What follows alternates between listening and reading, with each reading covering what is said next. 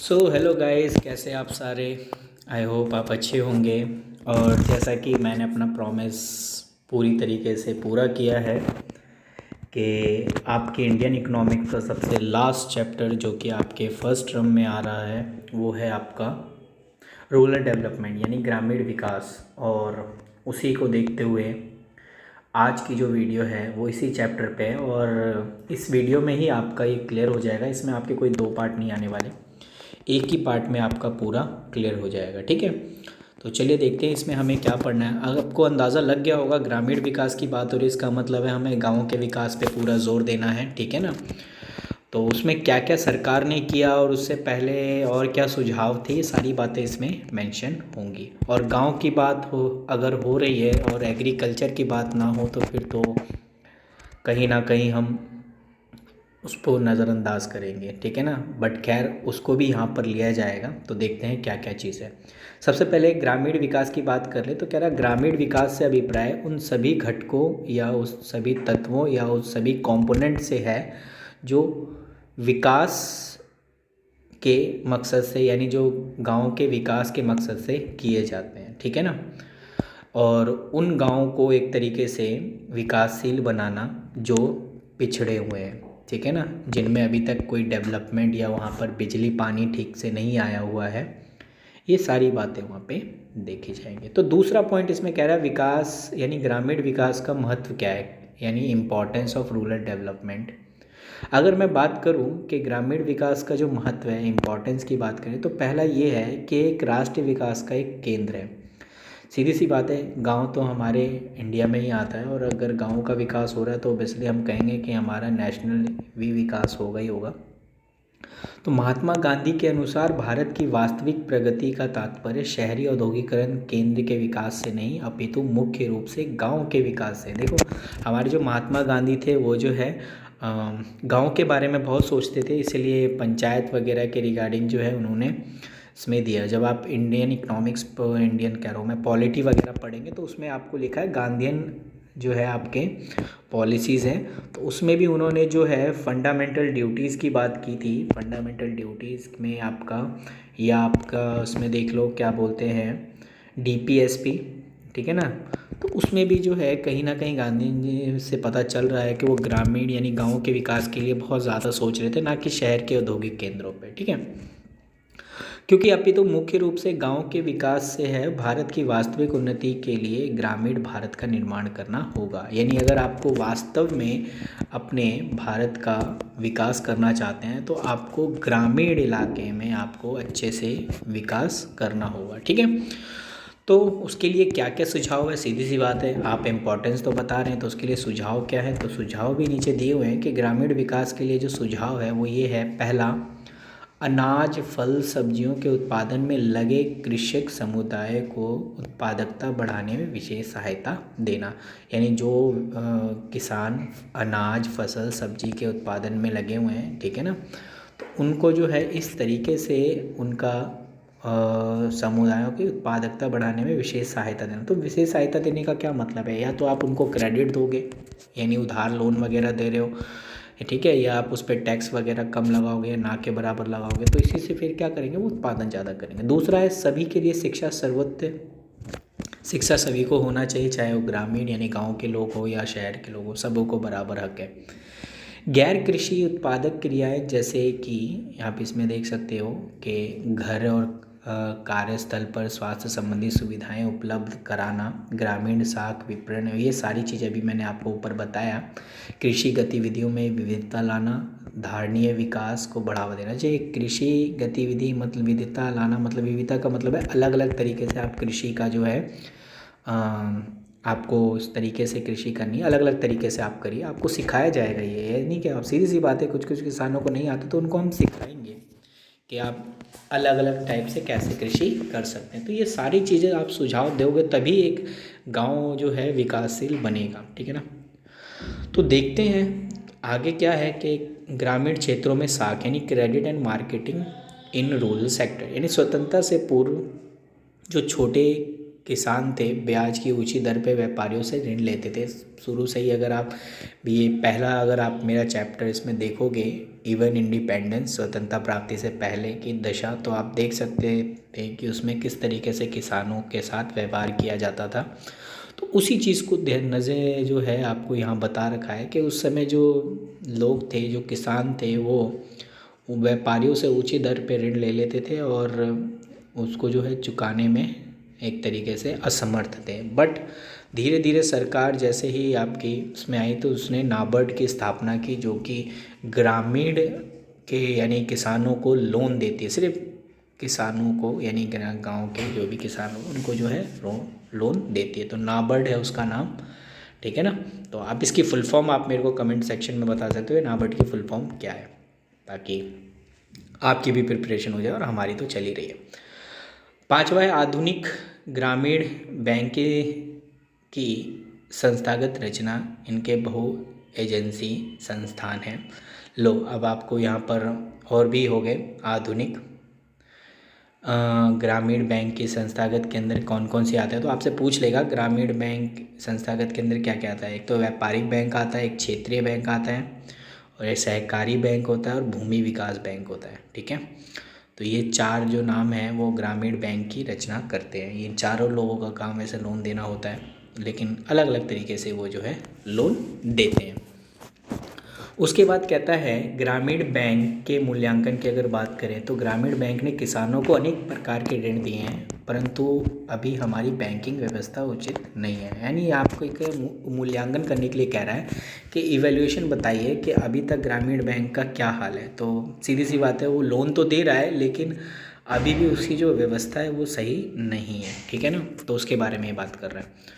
उसके बाद कह रहा है ग्रामीण बैंक की व्यवस्था के उचित ना होने के क्या क्या कारण हैं, यानी ग्रामीण बैंक जो है अच्छे तरीके से काम क्यों नहीं कर पा रहा है, क्या कारण है। तो पहला है औपचारिक साख संस्थाओं में चिरकालिक निम्न निष्पादन तथा किसानों द्वारा बड़े पैमाने पर किस्तों का ना चुका पाना। आपने देखते होंगे कि किसान लोग जो है लोन तो ले लेते हैं लेकिन वो उनको जो है पे नहीं कर पाते, और वजह भी आप सभी को पता ही होता है कि जैसे वो खेती करते हैं तो किसी कारणवश बरसात ज़्यादा हो जाती है या बाढ़ होने के कारण वो फसल उनकी ख़राब हो जाती है। जब फसल ही नहीं उनकी होगी तो वो फिर लोन किस तरीके से चुका पाएंगे। तो ये एक वजह होती है कि किसान लोन तो ले लेते हैं लेकिन वो चुका नहीं पाते, जिसकी वजह से बैंकों को बहुत नुकसान होता है। और यही नुकसान की भरपाई ये होती है कि वो आगे थोड़ा सा और लोगों की हेल्प नहीं कर पाते, क्योंकि पैसा ही नहीं होता, सारा का सारा पैसा तो निकल चुका है।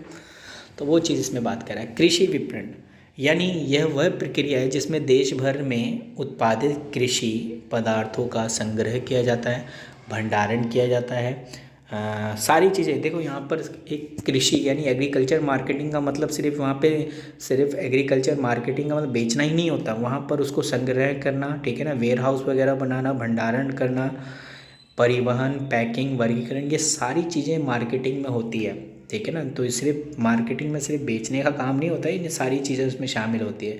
तो आपका यहाँ एमसीक्यू पॉइंट बन सकता है कि इनमें से कौन सी चीज़ें जो है मार्केटिंग का काम है। तो इसलिए उसमें संग्रहण भी काम है, भंडारण भी काम है, परिवहन, पैकिंग, वर्गीकरण, वितरण, ये सारे काम जो है मार्केटिंग के अंदर किए जाते हैं, ठीक है।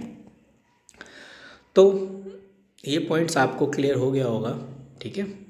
तो कृषि विपणन में जैसे आपने पढ़ा कि इसमें जो है आपका उत्पादित कृषि पदार्थ, इसमें सिर्फ हमें संग्रहण या सेल करना नहीं होता, उसको संग्रहण, भंडारण और परिवहन, पैकिंग, ये सारी चीज़ें सुविधाएं वहाँ मंडी में होती है, ठीक है। अब ये कह रहा है स्वतंत्रता प्राप्ति से पूर्व आपकी जो विपणन की प्रणाली थे उसके क्या दोष थे। तो ये देखो, ये आप दोष को अपने माइंड में रख लो कि कृषि विपणन यानी एग्रीकल्चर मार्केटिंग में क्या क्या डिफेक्ट पाए गए थे। तो पहला कि मंडियों में एक कपट पूर्वक यानी हेरा फेरी होती थी, जैसे तोल मोल में हेरा फेरी करना, खातों में गड़बड़ी करना उस समय बहुत होता था, क्योंकि लोग इतने ज़्यादा पढ़े लिखे नहीं थे तो उनका फ़ायदा उठाते थे वो। दूसरी बात है कि उस समय जब स्वतंत्रता प्राप्ति से पहले जब अंग्रेजों तो उस समय इतने ज़्यादा गोदाम और भंडार का जो है वो भंडार गृह जिसे हम वेयर हाउस बोलते हैं, ये सारी सुविधाएं उस टाइम वहाँ पर अवेलेबल नहीं थी, ठीक है ना। तो ये एक वजह थी। उसके बाद कह रहा है कि तीसरा कि अब पर्याप्त आंकड़ों एवं सूचनाओं का अभाव, उनके पास इतने आंकड़े भी और सूचनाएं ये सारी चीज़ें उस टाइम अवेलेबल नहीं थी।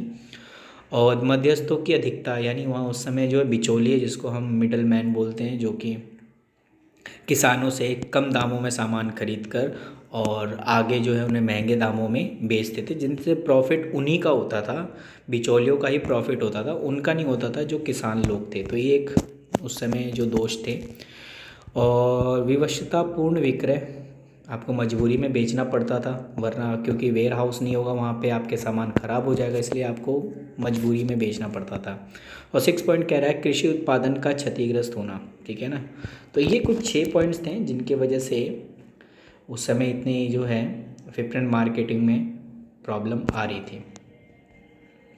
लेकिन वही वाली बात है, जब आगे सरकार बनी तो सरकार ने क्या कदम उठाए, तो वही कह रहा है कृषि विपणन प्रणाली के लिए सुधार किए गए। ये 4 पॉइंट सुधार किए गए जिसको ये इसमें लिखा हुआ है, ठीक है।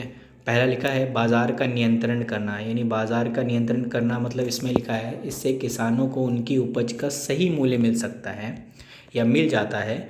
मध्यस्थों एवं बिचौलियों को किसानों तथा उपभोक्ताओं के शोषण का अवसर नहीं मिलता, ठीक है। यानी अगर मैंने बाज़ार को एक तरह से नियंत्रण कर लिया है तो उनकी उपज का सही मूल्य मिलेगा, ठीक है ना, कोई बिचौलिए नहीं होंगे बीच में। तो ये सारे, इसका मतलब ये एक अच्छा कदम उठाया गया था, पहला पॉइंट।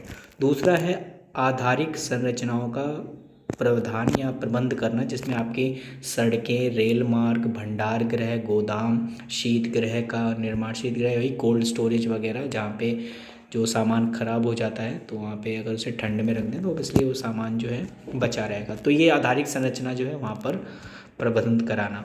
उचित दाम देना, जिसको हम बोलते हैं न्यूनतम समर्थक मूल्य, ठीक है ना, MSP, जिसको अभी आपने बहुत सुना भी होगा टीवी पे। तो एक उचित दाम ये जो है डिसाइड करना, ठीक है। उसके बाद नीतिगत साधन, यानी 24 इसमें लिखा है कृषि के उत्पादों के लिए समर्थन, ठीक है। तो इसलिए आपको समर्थन तो करना पड़ेगा। अब समर्थन के लिए आप ये है कि आप टैक्स वगैरह ज़्यादा नहीं लगाएंगे, ये सारी चीज़ें इसमें क्या है। सबसे मोस्ट इम्पॉर्टेंट चीज़ यहाँ पर ये है कि वैकल्पिक क्रय विक्रय, यानी कि हम पूरा का पूरा क्या जो है एग्रीकल्चर पे ही डिपेंडेबल हो, क्या उसके अलावा कोई वैकल्पिक प्रयोग है या नहीं है। तो ये कह रहा है पंजाब, हरियाणा, राजस्थान में अपनी मंडी के पुणे में हट प्रसार या आंध्र प्रदेश में राजकूच नामक फल सब्जी और तमिलनाडु के कृषक बाज़ार। तो मतलब हर जगह जो है अलग अलग टाइप के बाज़ार लगते हैं। तो आपके पास विकल्प है कि आप जो है उस यहाँ पर भी जाके आप जो है अपने सामान को बेच सकते हो आपके अकॉर्डिंग। अगर कोई रोक टोक नहीं है कि नहीं जी तुम इस स्टेट से हमारे स्टेट में क्यों आ रहे हो बेचने के लिए, हम कहाँ बेचेंगे, ऐसा कुछ नहीं है। तो आपको अगर आपको लगता है आपको वहाँ पर बेचना है तो आप वहाँ जाके बेच सकते हैं, कोई दिक्कत नहीं है, ठीक है ना। आगे कह रहा है कि उत्पादक गतिविधियों का विविधीकरण। अब ज़रूरी नहीं है कि एक तो है आप जो नॉर्मली अगर आपने देखो, यानी डाइवर्सिफिकेशन ऑफ प्रोडक्टिव एक्टिविटी, यानी अगर आप सिर्फ फसलों का ही उत्पादन करेंगे तो वो तो अलग चीज़ है, लेकिन उससे अगर हटकर अगर कुछ काम करना है वो भी आपके जो है प्राइमरी सेक्टर में ही आते हैं, यानी प्राथमिक में ही आते हैं, जिसमें पशुपालन, यानी अगर आप कृषि करते हो तो उसके साथ साथ आप पशुपालन कर सकते हो, मत्स्य यानी मछली पालन कर सकते हो, बागवानी कर सकते हो और अन्य रोजगार के साधन ढूंढ सकते हो। क्योंकि जब आप खेती करते हो, खेती करने के बाद फिर आप उसका इंतज़ार करते हो कि कब वो फसल जो है बढ़ेगा, तो तब तक जब आप खाली बैठे हो तो आप कुछ और काम भी कर सकते हो जिससे आपकी अलग सोर्स इनकम मिल सकता है। तो ये गैर कृषि कार्य है, लेकिन हाँ ये उसी में ही शामिल होते हैं प्राथमिक क्षेत्र में, तो इसलिए आपके लिए फ़ायदा हो जाएगा, ठीक है। तो ये चीज़ आप कर सकते हो। इसके अलावा तो आपसे पूछ सकता है कि फसलों के अलावा और अन्य क्या हो सकता है, तो पशुपालन, मत्स्य पालन, बागवानी, ये सारी चीज़ें हो सकती हैं। उसके बाद अगला है जैविक कृषि।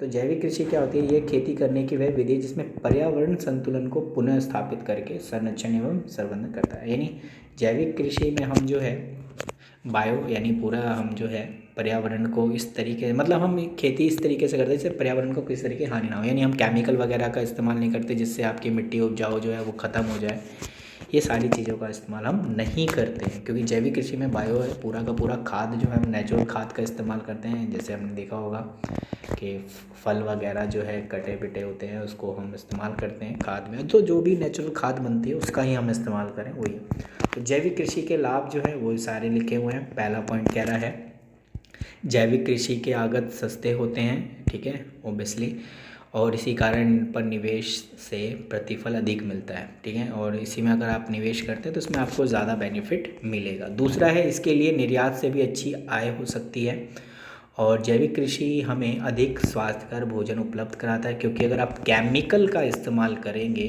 क्योंकि अगर आप केमिकल का इस्तेमाल करते हैं तो आपको कहीं ना कहीं देखोगे किस तरीके से हार्मफुल हो जाता है हमारी बॉडी के लिए, क्योंकि हम उसी को ही ग्रहण करते हैं, तो इसलिए। लेकिन अगर आप बायो का इस्तेमाल करते हो तो ओबियसली आपके लिए ये बेनिफिट है। दूसरा है इसमें श्रम आगतों का प्रयोग परंपरागत कृषि की अपेक्षा अधिक होती है, और अतः ये भारत जैसे देश के लिए अधिक उपयुक्त होगा। तो सीधी सी बात है। और जैविक कृषि को लोकप्रिय बनाने के लिए हमें क्या क्या करना चाहिए, ये भी बात यहाँ पे बोल रखी है। तो कह रहा है नई विधियों का प्रयोग करने में इच्छा शक्ति जागृत करना किसानों को, और दूसरा है जैविक कृषि संवर्धन के लिए उपयुक्त नीतियों का निर्माण करना, और विपणन की समस्याओं का समाधान करना। विपणन वही मार्केटिंग जी की जो समस्याएं थी जो हमने पीछे पढ़ा है उससे। तो ये कुछ पॉइंट्स थे, और यही है आपके क्वेश्चन जो बनते हैं इनमें से। और कुछ क्वेश्चन तो आप ऐसे ही जवाब दे दोगे, क्योंकि आप देश प्रेमी हो, कृषि प्रेमी हो, तो आप अंडरस्टैंड करके भी उसका जवाब आसानी से दे सकते हो, आपको इतनी ज़्यादा प्रॉब्लम नहीं आएगी। तो गाइज़ ये चैप्टर ख़त्म होता है, और इसी के साथ आपका इंडियन इकोनॉमिक का जो कॉन्सेप्ट है वो भी ख़त्म होता है। और जितनी मेरे को इंडियन इकोनॉमिक्स पे वीडियो बनानी थी वो मैं बना चुका हूँ फर्स्ट टर्म के रिगार्डिंग। अब जो है माइक्रो की और मैक्रो ये दोनों वीडियोस चलेंगी, क्योंकि मुझे 11th वालों का भी जो है वो भी, उनका भी जो मैंने टारगेट सेट किया है वो भी मुझे करना है। तो अब आपकी मैक्रो इकोनॉमिक्स से रिलेटेड जो फर्स्ट टर्म में आ रहे हैं उससे बात चलेंगी, ठीक है ना। तो 1 बाय 1 मैं सभी का डिस्कशन करूँगा, ताकि आपको अच्छे से वो चीज़ समझ में आए और आप उसका सही से फ़ायदा भी उठाएं, ठीक है। तो आज की क्लास यहीं ओवर होती है। अगर आपको ये वीडियो पसंद आया तो आप अपने फ्रेंड वगैरह में भी इसे शेयर करें, ताकि उनको भी हेल्प मिले। तब तक के लिए गुड बाय।